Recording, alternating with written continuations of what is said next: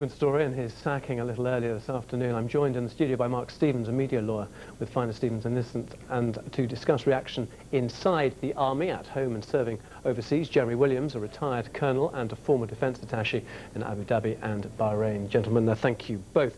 Mark, if I could just start with you. I mean, I know you know Piers Morgan. Are you sad to see him go, not so much in terms of personal friendship, but in terms of his role as an editor?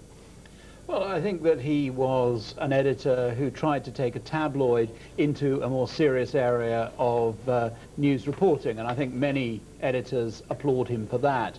But you can't tell a truth with a falsehood, and that's the bottom line of these pictures. They were a falsehood, and that's a problem. But the problem that we have here is that no doubt today the government will be, and the Ministry of Defence will be, cheering the fact that they've got a scalp.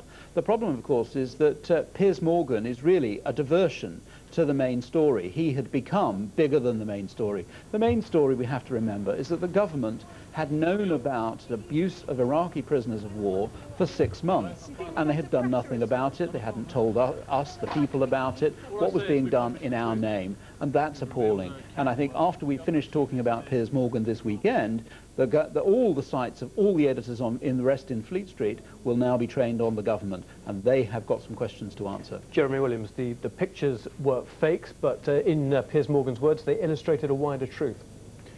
I don't think the British Army is in any way in the same league as the American images that we're getting. So I'm not pretending that the British Army isn't robust in Iraq, but we have some fantastic soldiers there, and it's time to move on from the Piers Morgan affair. The Army has broad shoulders, and the regiment was besmirched.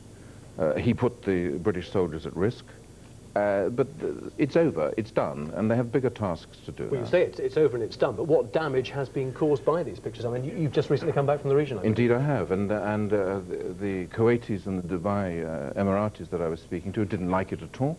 They especially didn't like the American pictures, and they thought better of the British.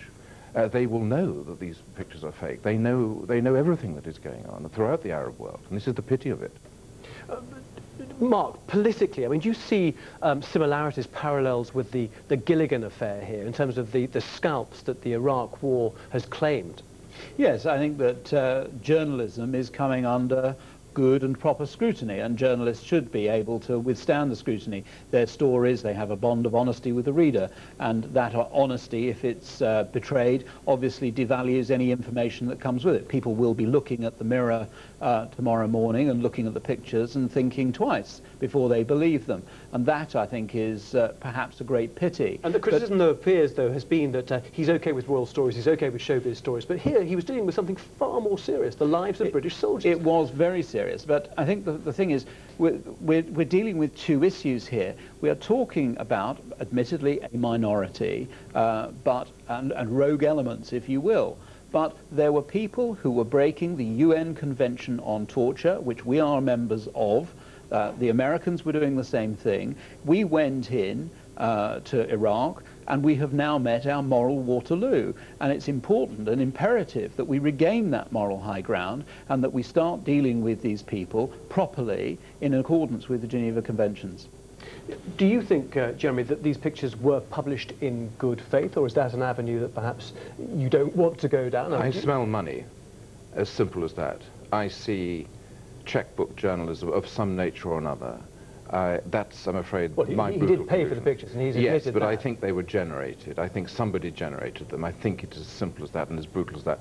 And lives are put at risk, and it's shameful, and it's over, and we have a big task to do in Iraq now, and we're ready for it. Well, Jeremy, you say it's over. It's not actually over, because until the American issue is over, until we get to the bottom of how the rogue elements within the British Army were able to brutalise and abuse Iraqis, it is not over. And that is the story, that is the focus that the British press and the British journalists are going to focus on. It's the issue which the British public wants answered, and in those circumstances, until that is answered, and answered satisfactorily, yes, British soldiers are going to be at risk, yes, they're going to be at heightened risk, but that's one of the reasons that we must lance it quickly.